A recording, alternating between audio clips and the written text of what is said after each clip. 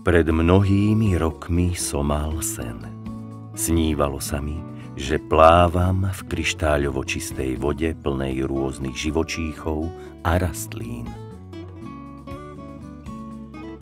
To bol dávny sen slovenského potápača, fotografa a filmára Laciho Čukáša z Komárna. Neobyčajný to bol človek. Čo si zaumienil, to aj vykonal. Vo svojom živote sa snažil splniť svoj sen. Nazrieť pod hladinu, žiť tam spolu s tamojšími obyvateľmi v lone čistej, nedotknutej prírody. V tíme Hydro Komárno boli Oto Horvát, Oto Čepi, Ivan Petrov a Laci Čukáš. V 80. rokoch títo aktívni chlapi od Komárna sa vydali hľadať po Žitnom ostrove čistú vodu vhodnú na potápanie. Po práci sme sa vydali na víkend hľadať čistú vodu. Jednu jazerko, štrukovisko, nejaký potok, nejaký kanál, kopaný kanál odvodňovací, kde bola čistá voda a život. Raz jedna voda bola čistá, raz druhá. Takto sme hľadali a prešli sme cez Klátovský most, zastav most. Dole po polvola, čo je. Pozriem dole, čírá voda, ale len taká tá hĺbka sa mi zdála byť. A tam život je. Nevidel som vodu tak čistá, jak vzduch. Odpoveď na Laciho objav dávajú tieto kryštáľovo čisté pramienky sladkej ľadovej vody. Za všetko môže veľrieka Dunaj, tečúca rovnomerne s Klátovským potokom. Rieka Dunaj po tisícročia svoje koryto na Žitnom ostrove neustále mení.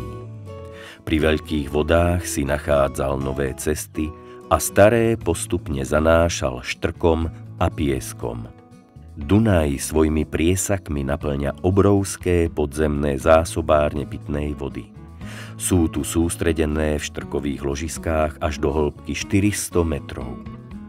Nepriepustná, tvrdá ílová vrstva v hĺbke 10 metrov je na týchto miestach Klátovského potoka zrejme zoslabená a tak práve tu si voda z podzemia nachádza cestu na povrch. Mnoho tisíc drobných prameňov zásobuje potok čistou vodou a vytvárajú tak dobré podmienky pre rastliny a živočíchy, ktoré tu spolu nažívajú už stáročia. V symbióze tu hniezdi 70 druhov vtákov, pod hladinou 23 druhov rýb, či vo faune aj nový objavený chrobák Dorytomus.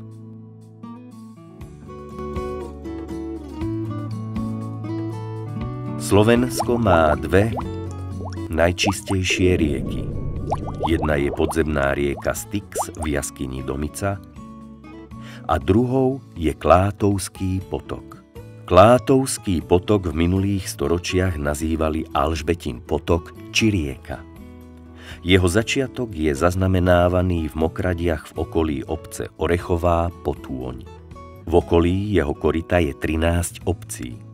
Svoj názov Klátovský si zobral z obce Dunajský Klátov, kde je postavený aj drevený kolový mlyn priamo na jeho toku. Už v 19.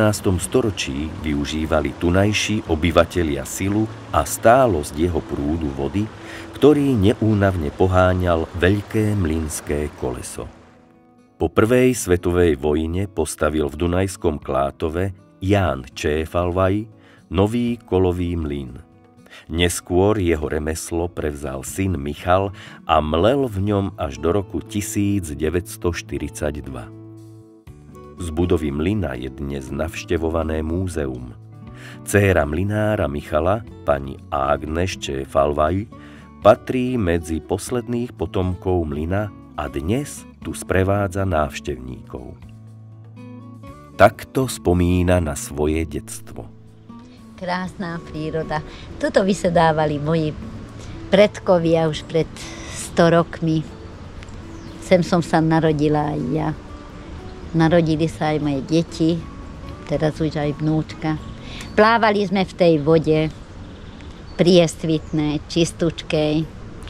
Okolo nás plávajú ryby.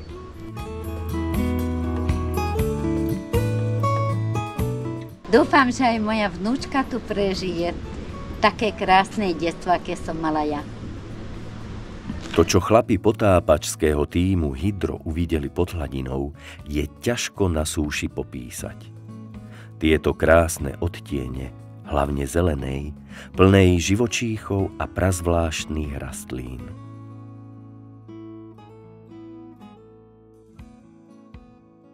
Začal som sem často chodievať a potápať sa.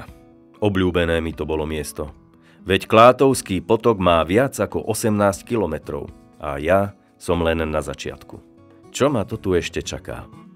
Bol som posadnutý. Takúto vodnú scenériu som ešte nikde predtým nevidel. A to sa potápam už pár desaťročí. Za ponormi cestujem po celom svete. A tu doma, v mojej krajine. Ani sa mi to veriť nechce. Okrem inej a silnej vegetácie pod hladinou som si všimol pre mňa vtedy nové, nepoznané rastlinstvo. Zaujal ma obrovský zhluk akýchsi, alebo akejsi neznámej huby. Až neskôr som zistil, o čo tu ide. Vzácne sladkovodné huby. Fascinujúce. Plné kolónie.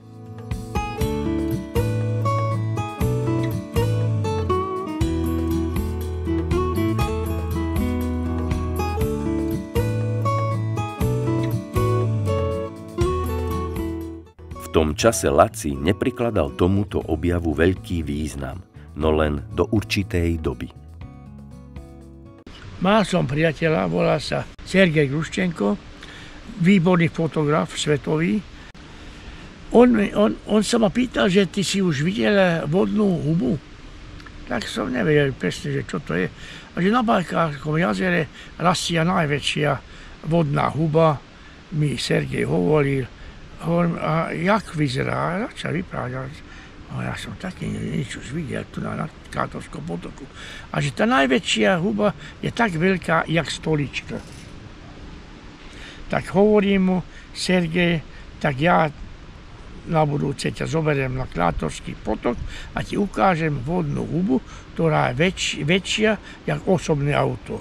Možno ako Volcha, tak veľká. Tak to sa stalo. Sme vyfotení tu so Sergejom, drží fotograf, usmiatý človek.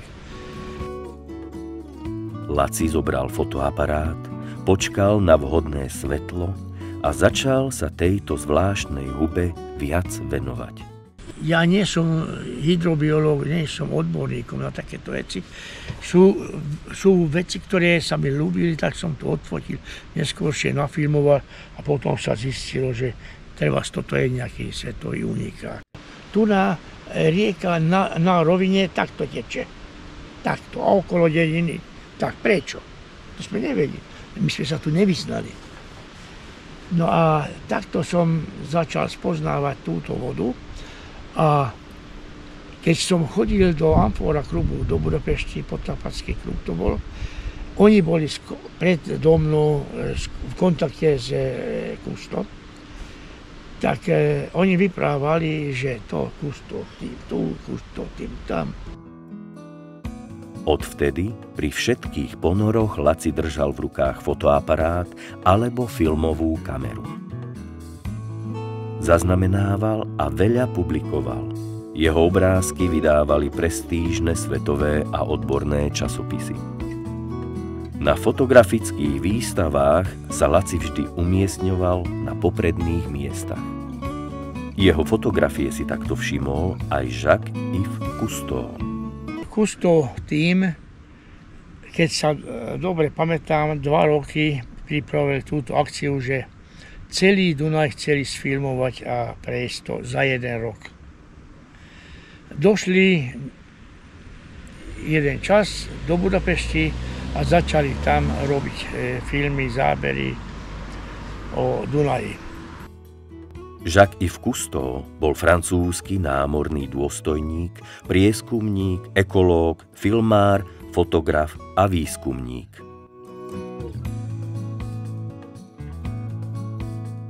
Skúmal všetky formy života pod vodou.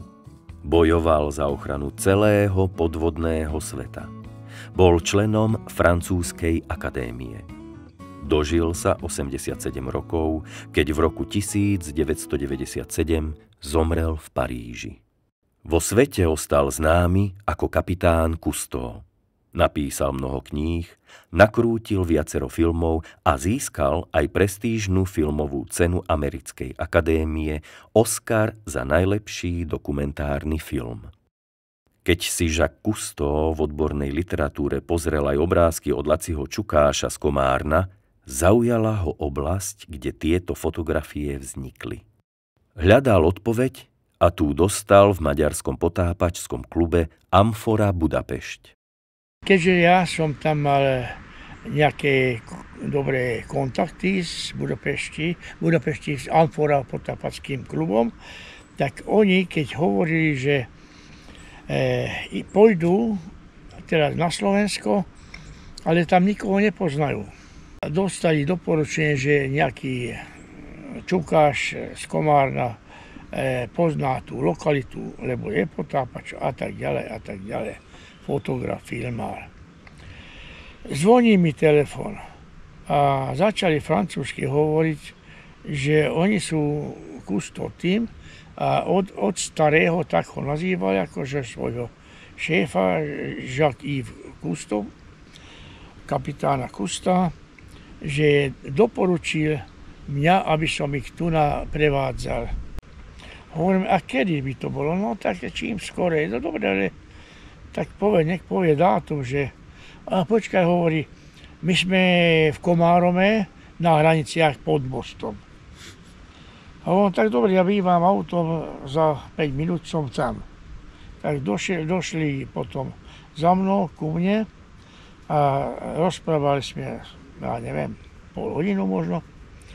A že oni potrebujú mňa, moje služby na 1 týždeň od teraz, aby som im ukázal tie lokality, ktoré súvisia s Dunajom a ktoré sú výnimočné, pekné. Tak ja hovorím, že ja poznám Klátovský potok a doporučujem tam sa pozrieť, lebo tam je číra, čistá voda. Dobre, tak nabalil som svoje veci do auta, do ich auta a mal som ja vždycky pobalené veci, lebo ktorý som sa ešte denne potápal. Laci vedel všetko o Klátovskom potoku a jeho okolí. Po sádke Kalypso ukázal aj fotografie spomínanej sladkovodnej hubky. Keď toto som ukázal Cousteau týmu, tak oni to o tom vedeli, že to je niečo unikátne, oni o tom vedeli viac ako odborní, ako ja. Sladkovodné hubky sú čeľaďou, ktorá patrí do živočíšneho kmeňa hubky. Doposiaľ bola najväčšia hubka vo svete zaznamenaná v Bajkalskom jazere vo veľkosti priemeru 1 meter. Od objavenia hubky v Klátovskom potoku Lacom Čukášom je tento svetový rekord prekonaný do veľkosti jej priemeru až 6 metrov. Svetový unikát. Na rozdiel od morských hubiek sú sladkovodné nevýrazné, no veľmi vzácne. Ich spôsob života poskytuje nevšedné pohľady do primitívnej formy života. Epidatia fluviatilis je hubka riečna. Vytvárajú ju hrboľato-rebrovité útvary s pórami.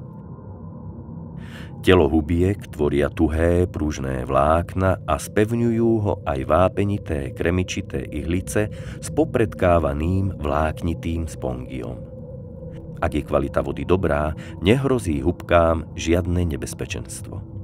Sú to tzv. Biologické filtre, čím významne prispievajú k samočisteniu vodných tokov. Hubky sú aj výborným liečivom s jeho najznámejším liekom Badiaga.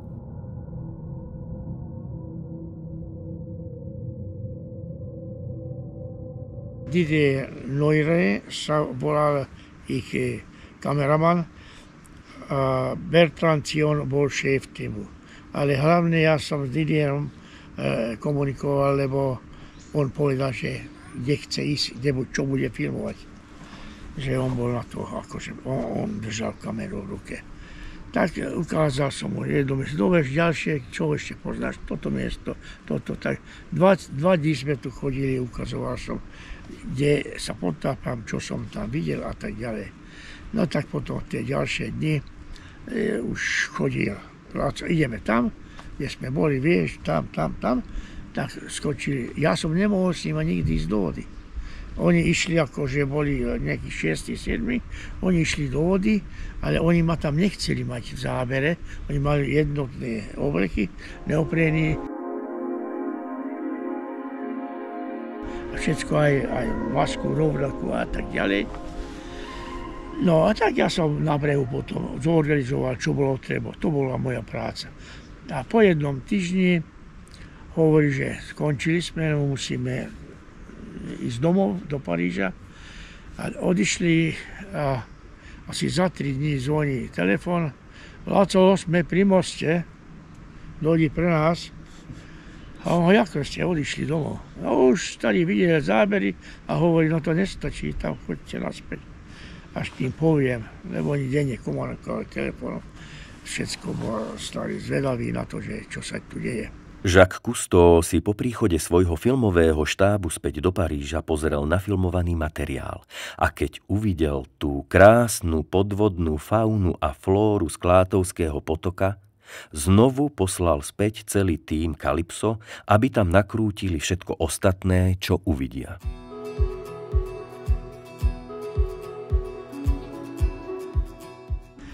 No tak tu zostali jeden týždeň, ďalší týždeň a potom zostali ešte 3 mesiace. Boli tu asi dokopy 3,5 mesiaca. A hlavne tu sme všetko zmapovali. Vtedy ešte bola číra, čistá voda, viditeľnosť minimálne 5 metrov, ale 10. Bez nejakých, tam nič neplávalo, žiadna špina, žiadny sediment. Nič, nebola mútna voda, jak teraz napríklad. Toto je filmový záber na sladkovodnú hubku v Klátovskom potoku pred 40 rokmi.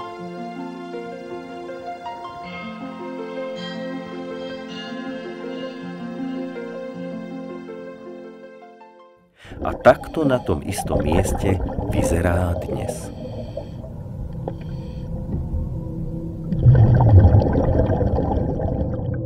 Som prekvapený.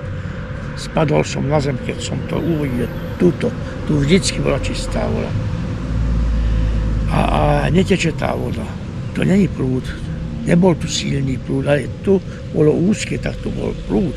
Padala voda dole.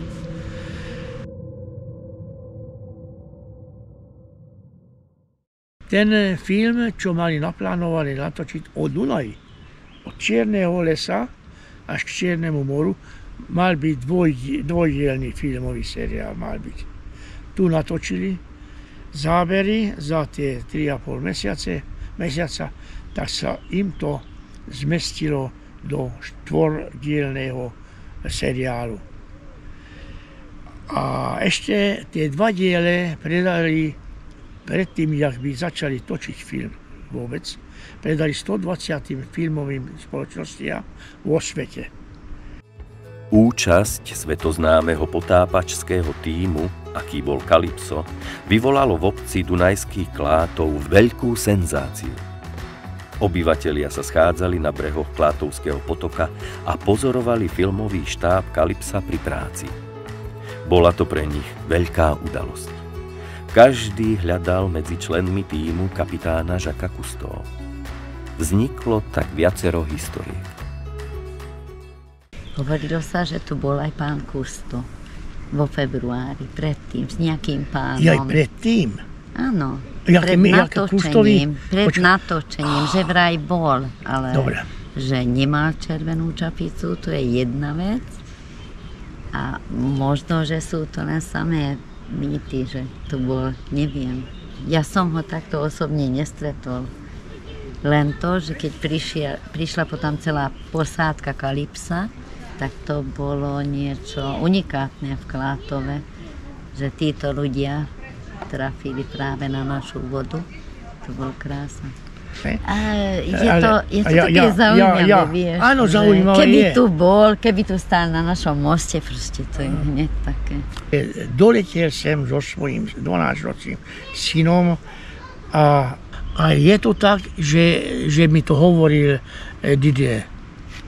Že preletiel tu a hovoril, že toto. A že na mňa kýval, to je smiešné. Nevadí, ale je to Dobre. atrakcia, vieš, také atraktívne. Ja som šťastný na mňa. Mohol. No ale keď urobili Krátovský potok, tak ten film sa zmestil do 4 dielov.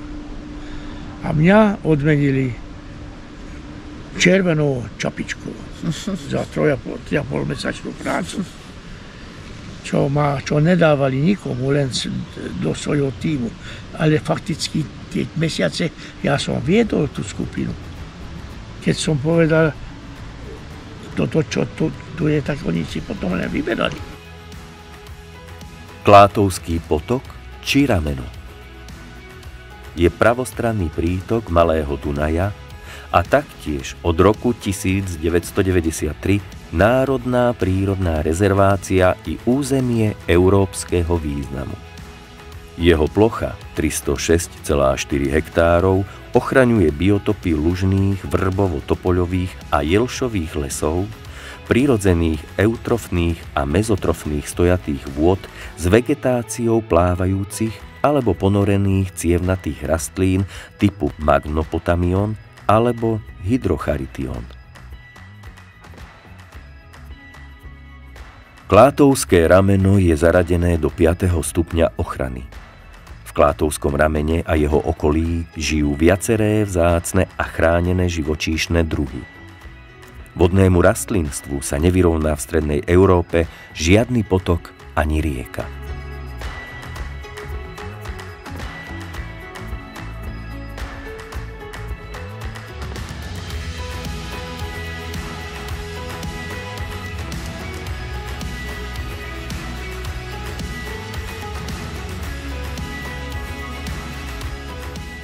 Živočíchy si navzájom neubližujú. To len pud ich vedie k nutnému zachovaniu rodu. Človek akoby stratil tento jednoduchý sebazáchovný reflex. Od narodenia sme kýmsi vychovávaní, usmerňovaní či obmedzovaní.